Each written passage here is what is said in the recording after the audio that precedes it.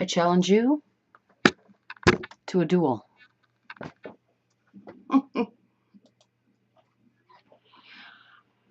In the past, this was an accepted option to resolve conflict. Hi, I'm Heidi Bonine. The very first Secretary of the Treasury, Hamilton, was killed because of this traditional method of resolution. Raymond Burr fatally shot and wounded him because of their differences of opinions and methods. That's what conflict is. Differences of opinions and methods. It's a disagreement between parties. I'm going to discuss a more healthy method to address working through conflict. Conflict is a natural part of society. To avoid it is less productive than understanding what it is and how best to resolve it. We don't need to avoid conflict. Conflict is important to make things work better, to make things work right. One of the most important causations of conflict is differing ideas on how to move forward. I imagine most of us have been in meetings where a plan of action is discussed and a resolution is agreed upon. I certainly have been. Yeah, a few times. Some members of the group will not agree with the resolution, and some will make that clear while others remain silent. Those that are silent, it doesn't help. It might help them, but it doesn't help the team. If action is needed, then it's needed. Being able to consider differing viewpoints that may or may not impact decisions allows a person to at least feel as though they have been heard and their comments should be considered in deliberation. For those that are silent, call them out. Ask their opinions. Say, well, Sue, you didn't say anything. What do you feel about this?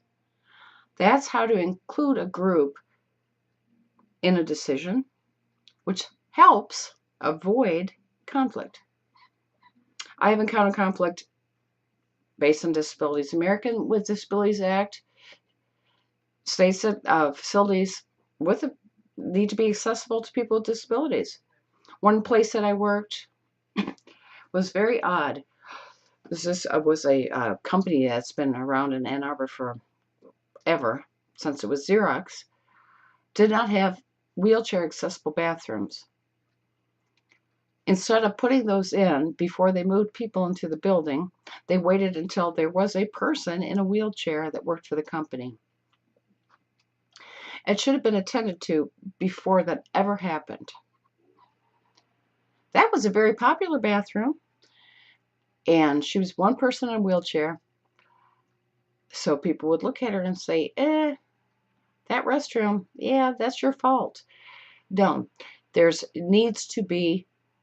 conflict needs to be avoided by the company. The company caused conflict. And for someone to be blamed for something that wasn't her fault shouldn't happen. Conflict resolution committee is utilized in many companies. An arbitrator can bring together parties in conflict, and that is great help. Our arbitrator is often used and should be knowledgeable and impartial. There are differences culturally in the workplace. There are differences in age, gender, sexual and gender identity, religion. In a company's mission statement and code of conduct, it must be communicated the understanding of these significant differences and how conflict, should they arise, will be addressed in a manner that is respectful of all employees and in adherence with the law. Look to the Civil Rights Act.